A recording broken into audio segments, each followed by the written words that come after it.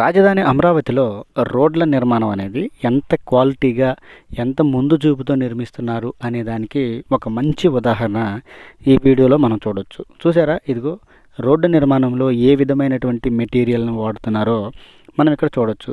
ఇదిగోండి, ఇదంతా కూడా వైట్ మ్యాట్. చూసారా?